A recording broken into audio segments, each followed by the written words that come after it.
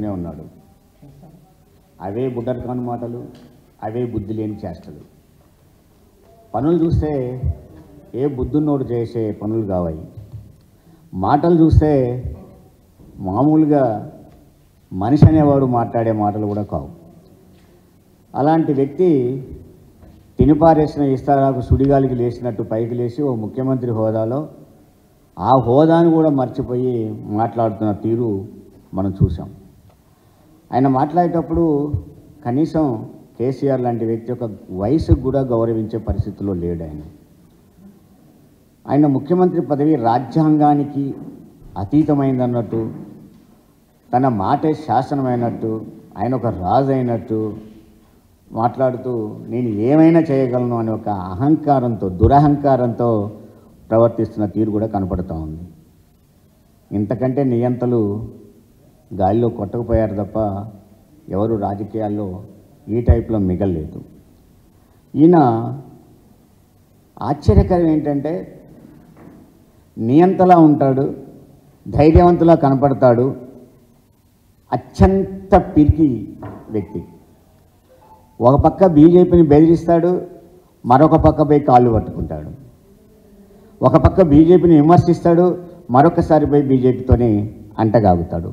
మనం చూసాం బీజేపీతో రేవంత్ రెడ్డి పొత్తు ప్రత్యేకంగా ఎంత కొనసాగుతుందో మనం చూసాం. ఆ రోజు ఎమ్మెల్సీ ఎన్నికలలో స్వయంగా అప్పుడు అధికారంలో ఉన్న బీఆర్ఎస్ ప్రభుత్వం ఎమ్మెల్సీలని గవర్నర్ దగ్గరికి పంపిస్తే ఆ పేర్లని తిరస్కరించిన గవర్నరు తిరిగి రేవంత్ రెడ్డి రాగానే ఆయన పేర్లను పంపిస్తే ఒక పార్టీ అధ్యక్షుని కూడా ఎమ్మెల్సీగా అంగీకరించిన పరిస్థితి కనపడుతుంది. అంటే దీని వెనక బీజేపీకును కాంగ్రెస్కు మధ్యన ఆ పొత్తు లేదు, ఆ రహస్య ఒప్పందం లేదనుకుంటామా? అదేం కాదు. అదేవిధంగా ఆయన స్వయంగా ఢిల్లీలో కూర్చొని మోడీకి ఓటేయమని చెప్పిన, బడేబాయి చోటేబాయి కరచాలనాలు చూసినా వచ్చేది మళ్ళా తిరిగి మోడీ గారే, ఆ మోడీ గారితో నా సఖ్యత కొనసాగుతుందని చెప్పిన.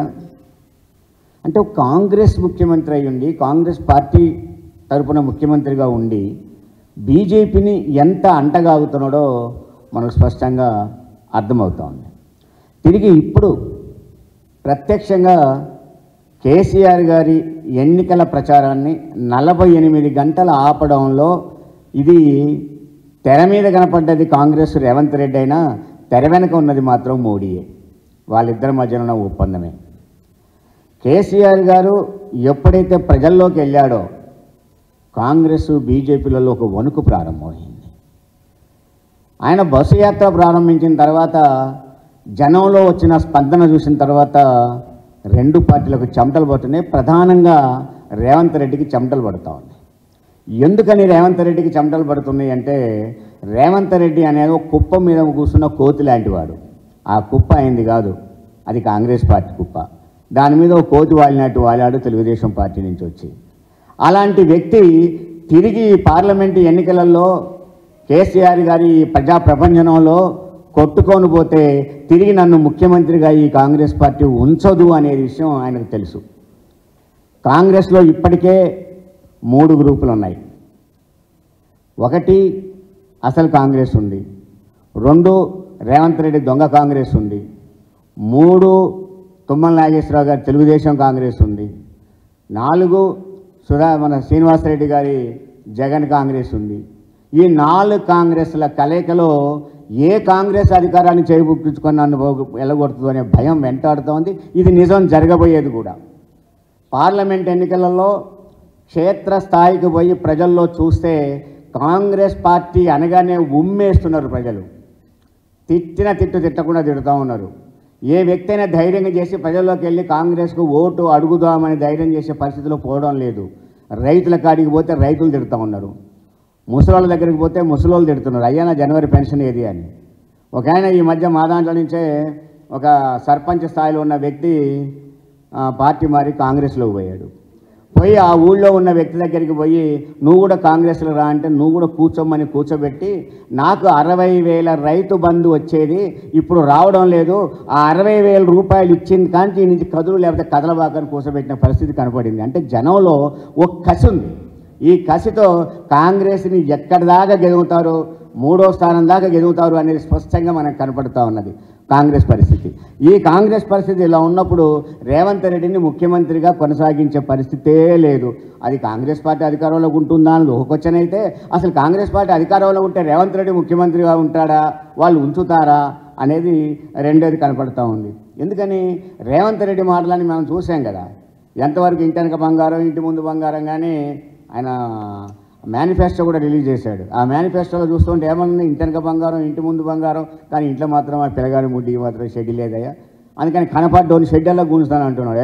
నేను ముడ్డి మీద షెడ్ కూడా బీపుతా ఉంటున్నాడు ఆయన. అని మరి ఇంట్లో పిల్లగాని షెడ్ లేదో ఏమో నాకు అర్థం కావడం లేదు. అలాంటి వ్యక్తి ఆయన ఒక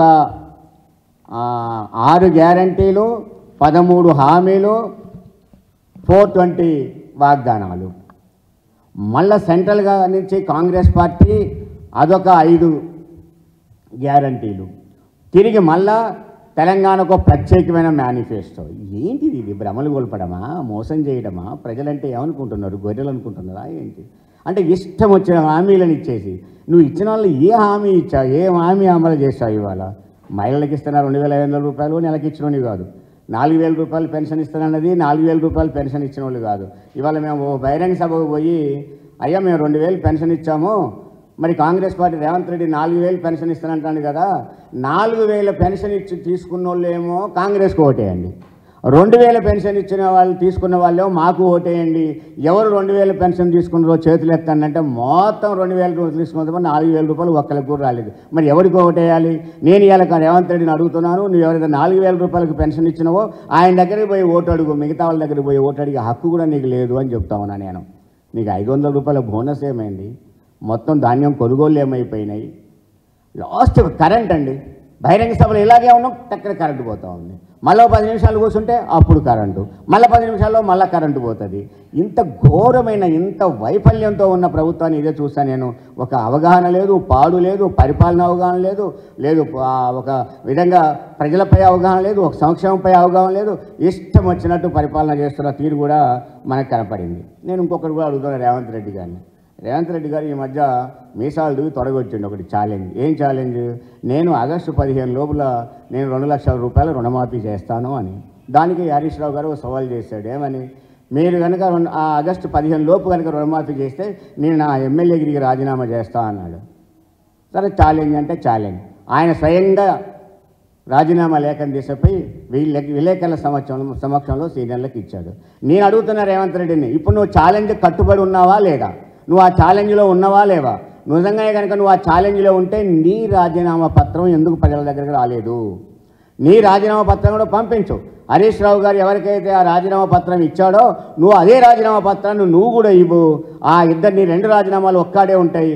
ఆగస్టు 15 నాడు ఏది నిజమో తేల్చుకుందాం. నేను 2 లక్షల రూపాయలు రుణమాఫీ చేస్తాను, రైట్. ఎవరికి చేస్తావో చెప్పలేదు, ఎంత ఆదాయం ఉన్న వాళ్ళకో చెప్పలేదు. 5 ఎకరాల లోపు ఉన్న వాళ్ళకి అన్నాడు అనుకోండి ఎగ్జాంపుల్, 5 ఎకరాల లోపు ఉన్నోనికి ఆ 2 లక్షల రూపాయల రుణం బ్యాంక్ ఇవ్వదు, దాటినోనికి రుణం ఇస్తే ఇది మాఫీ కాదు. అంత చిల్లర చేస్తలే, అన్నీ అబద్ధాలే, అన్నీ మోసపూరితమైన మాటలే. కాబట్టి ఇప్పటికైనా నువ్వు ఛాలెంజ్కి సిద్ధం ఉంటే నీ రాజీనామా పత్రాన్ని అదే విలేకరు హరీష్ రావు గారు ఎక్కడైతే ఇచ్చాడో అమరవీరుల స్తూపం దగ్గర అక్కడికే వచ్చేసి నువ్వు ఆ రాజీనామా పత్రాన్ని ఇచ్చేసి ఆగస్టు 15 నాడు ఎవరు గెలుస్తారో చూద్దాము. ఛాలెంజ్కు నిలబడ్డావా లేదా, నువ్వు ఛాలెంజ్ని తప్పుకున్నావా నిలబడ్డావా అనేది ఒకటి స్పష్టం చేయాల్సిన అవసరం ఉంది అనేది ఒకటి. రెండోది, పార్లమెంట్ ఎన్నికల దగ్గరికి వచ్చిన కొద్దీ కాంగ్రెస్ పార్టీకి భయం పుట్టుకుంది. అందులో రేవంత్ రెడ్డికి భయం పుట్టుకుంది. ఇప్పుడు చేవెళ్ళ కాన్స్టిట్యున్సీలో ఒక్కొక్కసారి 5 సార్లు 6 సార్లు తిరుగుతూ ఉన్నాడు. ఇప్పుడు అంటే లాస్ట్కి ఎక్కడికి దిగజారంటే అండి, ఎన్నికలలో తాయిలాలు, లక్షల గడియారాలు, గడియారం మీద చేతి గుర్తు, గడియారం మీద అభ్యర్థి గుర్తు, గడియారం మీద సోనియా గాంధీ గుర్తు, గడియారం మీద సీఎం గుర్తు, ఈ విధంగా బొమ్మలు వేసుకొని ఆ విధంగా పంచుతున్నారంటే రిలీజ్ చేస్తున్నారు. గడియారాలను కూడా రిలీజ్ చేస్తూ ఉన్నారు. ఎంత ధైర్యంగా అంటే మరి ఎన్నికల కమిషన్ ఏం చేస్తుంది అనే విషయాన్ని మనం ఇంకా చూడాలి. మీరు చూడండి, గడియారాలు ఎట్లా రిలీజ్ చేస్తూ ఉన్నారో, స్వయంగా రిలీజ్ చేస్తూ ఉన్నారు. అంటే నిలబడి లైన్లలో నిలబడి గ్రామాన ఆ గడియారాన్ని రిలీజ్ చేస్తే ఆ గడియారం మీద ఫోటోలు చూస్తే మీకు స్పష్టంగా కనబడుతూ ఉంటాయి. ఆ ఫోటోలు ఇగో చూడండి, రేవంత్ రెడ్డి ఫోటో, చేతి గుర్తు ఫోటో, ఈ విధంగా ఫోటోలు వేసి గడియారాలని ఊళ్ళల్లో పంచుతూ ఉన్నారు.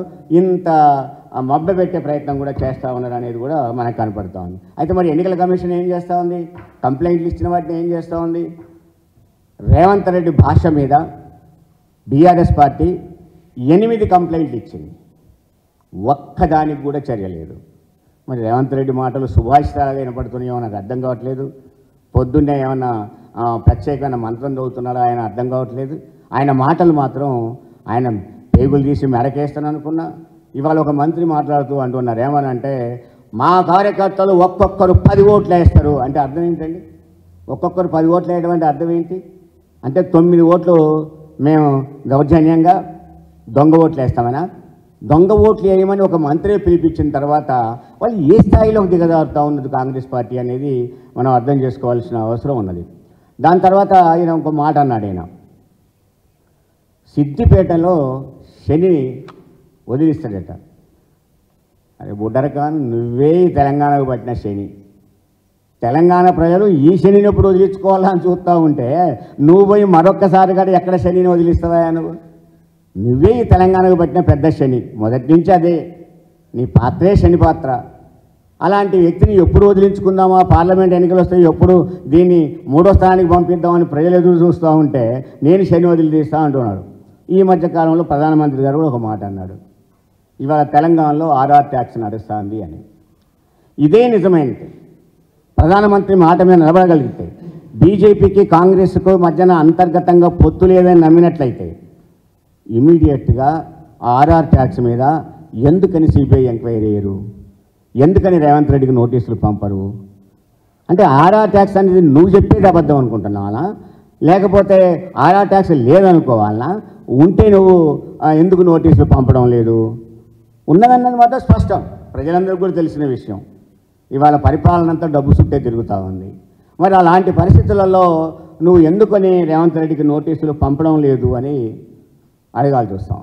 రెండోది పెన్షన్లు అండి, చాలా బాధాకరంగా ఉన్నాయి. క్షేత్రస్థాయిలో నేను తిరుగుతూ ఉన్నప్పుడు మేము చూసాం ప్రచారంలో, ముసలి వాళ్ళు పెన్షన్లు రాక 20వ తారీఖు 20వ తారీఖు దాకా పెన్షన్లు రాక పడుతున్న బాధలు, ఆఖరికి జనవరి నెల పెన్షన్ ఎత్తివేయబడ్డది. ఈ మధ్యకాలంలో మీరు చూశారు, కిన్నెర మొగలయ్య అని ఒక పేరుండే ఒక కళాకారుడు. ఆయనకి అప్పుడు కేసీఆర్ గారు ప్రభుత్వం ఓ 10,000 రూపాయలు పెన్షన్ ఇచ్చింది. ఆ పెన్షన్ని ఇప్పుడు ఆపేశారు. ఆపేసిన ఫలితంగా మీకు చూపెడతాను, ఆయన పాపం పారబట్టుకొని కూలి పనికి పోయింది. కూలి పనికి పోయి కూలి పని చేసుకోవాల్సి వస్తుంది. అంటే ఏంటి, నువ్వు నీ దగ్గరనేమో పెన్షన్లకు కూడా డబ్బులు లేవు, నీ దగ్గరనేమో రైతు రుణమాఫీకి పైసలు లేవు, నీ దగ్గరనేమో రైతు బీమాకు పైసలు లేవు, నీ దగ్గర ధాన్యం కొనుగోలుకు పైసలు లేవు, 500 రూపాయల బోనస్కు పైసలు లేవు, ఆడవాళ్ళకి ఇచ్చే 2,500 రూపాయలకు పైసలు లేవు, లేదు విద్యార్థులకు ఇచ్చే స్కూటీలు దానికి పైసలు లేవు, నీ దగ్గర దేనికి పైసలు లేవు, పెన్షన్లకు కూడా పైసలు లేవు. కానీ మాత్రం చెప్పే మాటలు మాత్రం చూస్తూ ఉంటే మేనిఫెస్టోలో అసలు ఇంద్రలోకాన్ని తీసుకొచ్చి ఎదురుగా పెట్టినట్టుగా ఆయన చూపెడతా ఉన్నారు. ఈ విధంగా ఆయన కూలి పనికి పోతుంది మహిళ అంటే నిజంగానే ఎంత బాధాకరం అనిపిస్తూ ఉందో చూడండి. నేను అనేది రేవంత్ రెడ్డిని, ఇప్పటికైనా నీకు ఒక అవకాశం వచ్చింది. నిజంగా తినిపారేసిన ఇతర రకాలైన పైకి లేసినప్పటికీ ఒక అవకాశం వచ్చింది. ఆ అవకాశాన్ని సద్వినియోగం చేసుకొని ప్రజలకు మంచి చేసే ప్రయత్నం చేయి. నువ్వు ఆ విధంగా పేరు తెచ్చుకో. కానీ నువ్వు ఇలాగే చేసుకుంటూ పోతే ఈ పార్లమెంట్ ఎన్నికలలోనే నీకు ఖచ్చితంగా 3వ స్థానానికి నెట్టేస్తున్నారు. మీరు చూడండి, ఎక్కడ చూసినా కూడా ఇవాళ సర్వేలన్నీ కూడా 3వ స్థానాన్ని కాంగ్రెస్ పార్టీని చూపెడతా ఉన్నాయి. రేవంత్ రెడ్డిని కనుక ఇలాగే కాంగ్రెస్ పార్టీ మిగుల్చుకుంటే అసలు కాంగ్రెస్ పార్టీ మిగలకుండా పోతుంది. Thank you.